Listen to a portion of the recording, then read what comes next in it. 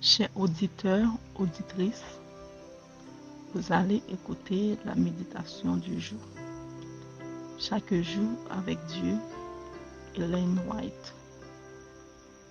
Le Christ a vaincu le monde, 16 novembre. Je vous ai dit ces choses afin que vous ayez la paix en moi. Vous aurez des tribulations dans le monde, mais prenez courage, j'ai vaincu le monde. Jean 16, verset 33.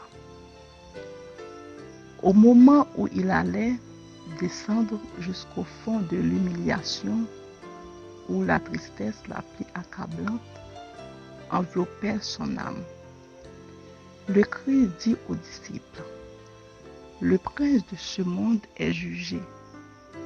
Il va être jeté dehors. » Le regard prophétique du Christ apercevait les événements qu'il devait marquer la grande lutte finale. Il savait que le ciel entier triompherait quand il pourrait s'écrier « Tout est accompli ». Il entendait déjà les sons éloignés de la musique et des cris de victoire retentissant dans les parvis célestes. Il savait que l'éclat allait sonner sur l'empire de Satan et que le monde du Christ serait proclamé de monde en monde à travers l'immensité de l'univers.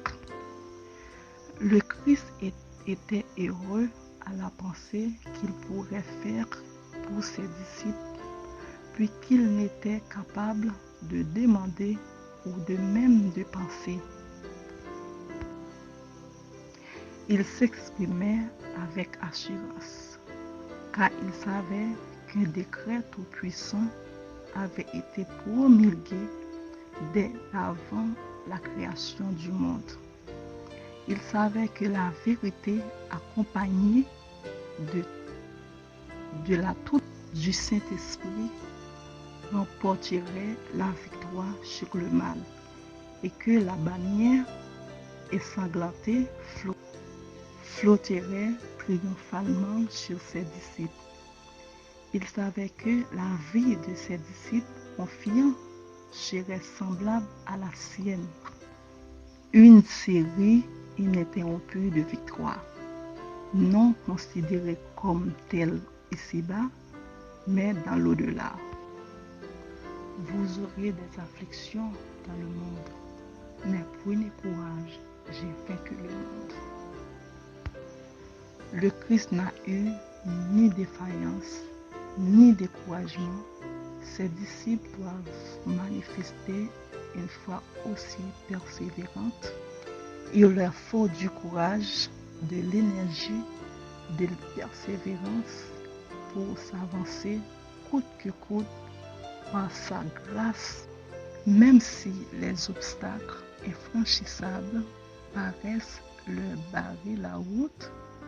Pour résister au mal, il dispose d'un pouvoir que ni la terre, ni la mort, ni l'enfer ne peuvent dominer et qui les rendra capables de vaincre comme le Christ a vaincu. Satan tremble et s'enfuit en présence de la plus humble personne qui trouve refuge dans le nom tout-puissant de l'Éternel.